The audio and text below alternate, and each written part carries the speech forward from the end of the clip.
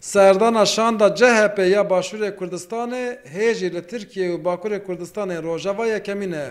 Serdan bi navê Barzanî di tora civakî ya herî berfireh Twitterê de bû tîtî. Serokê şanda CHP Oğuz Kağan Salıcı di hesaba xwe ya Twitterê de Serdan parve kir lê ne navê Serok Barzanî ne navê Serokwezîr Mesrûr Barzanî û ne jî navê Kurdistanê bilêv nekir.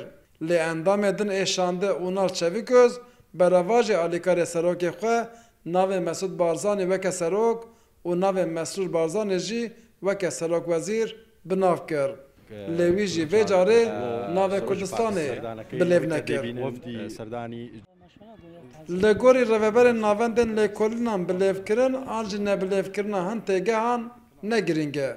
Ya giring ew e ku CHP dixwaze bibe desthilatdar û dizane ku bêyî Kurdan ev yek nepêkan e. Ev tişta ji gotinê pêştetir e. Erê tekîlî bi hev re di nav hev re çi dibêjin lê em bêjin ji raya giştî re nikarin navê wî jî bêjin ew problemek e. Ev problema divê hel bibe. Lê ev tekîliyên tê kirin eger baş biçin bo her de alî ji xwe vê mesele ev problema ku nikarin navê wî jî bibêjin wê ya hel bikin.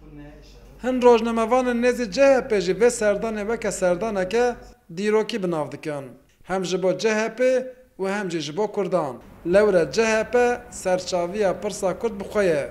û ya ku vê pirsê çareser bike jî dîsa her ev serçaviye. Barış kardeşlik çerçevesi içerisinde sorunların çözümüyle ilgili. Li çarçoveya aştî û biratiyê da peyamên giring dan. Xwestin ev pirsgirêk birêbazên aştiyane çareser bibe. Ez wesa texmîn dikim ku dema ew bûne desthilatdar di vê pirsgirêkê tekkes biriyên diplomatîk bi aktorên wê re çareser bikin.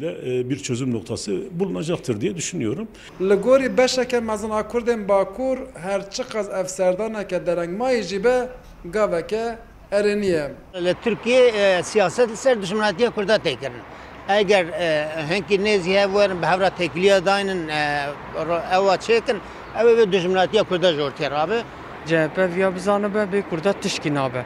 Eger dest navêje bi Kurda CHP tişkî qazanç nake. Li gorî piraniya navendên lêkolînan her ku diçe dengên CHP bilind dibin û yên AK Partiyê jî dikevin. Lê bêyî dengên Kurdan dengên CHP têra ku bibe desthilatdar nake. Ev yek jî CHP neçar dike ku nêzî Kurdan bibe. Li gorî piraniya rapirsiyan ji bo ku CHP bikaribe bibe desthilatdar pêdiviya wê bi dengê Kurdan heye.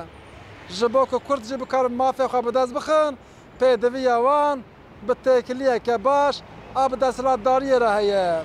Her du alî jî bi vî awayî bi ser dikevin. Ji xwe siyaset jî ev e. Tu jî qezenc bike, ez jî qezenc bikim. Maşallah dekak, Rûdaw, Ahmet.